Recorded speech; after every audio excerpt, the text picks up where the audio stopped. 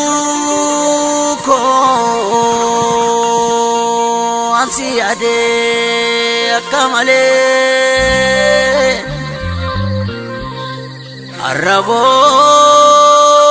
arrabooruu hin jedhini kottu malee.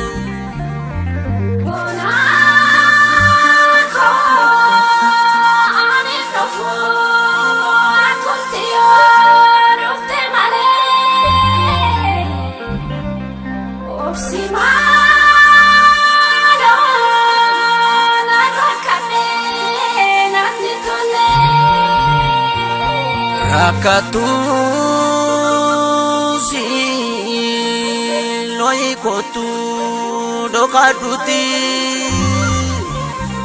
jaalala kee dararame kophaa kooti.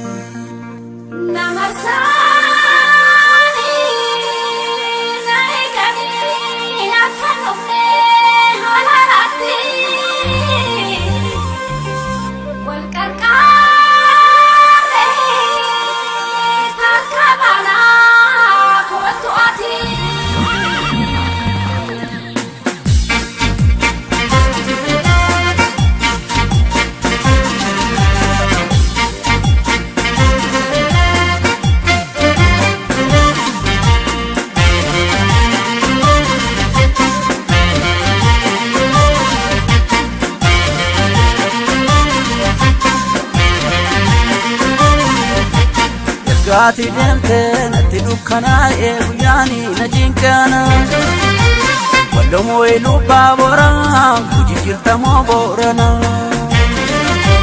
walirraa fagaannu nuti wal malee maal qabna dhufeensi argamu baalee moo shawaar argee jimma jirtamoo wallaga kan biyya jirtu na qaqqafachiisu kan akkan guyyaa na gaddisiisu Kalabe kubarra na ukamsu Jalala kan keti kan narasu Suma nabdadani yomu Suma onera kan inkabu Nabje chamana bate loko Kana mama desi kisaku Jalala, jalala, jalala, jalala, jalala Jalala, jalala, jalala, jalala mo fornesi kaba, jalala mo fornesi kaba, jalala mo fornesi kaba, jalala mo fornesi kaba.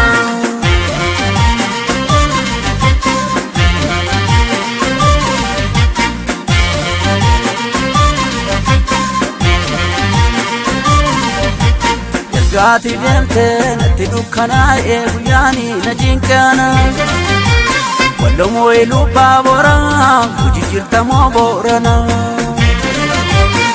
Gaati deemtee natti dukkanaa'ee guyyaani na jinkaana wallomoo lubbaa boorana arsii jirtamoo boorana.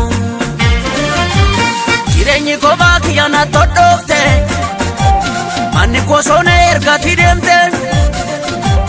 Malwaya faya dabde kalbinto Ejala bauf jali kadutu Warra tudide gargar nubase Kenya walargan narra kantate Iture malen wadambane Obsi kula to erone ate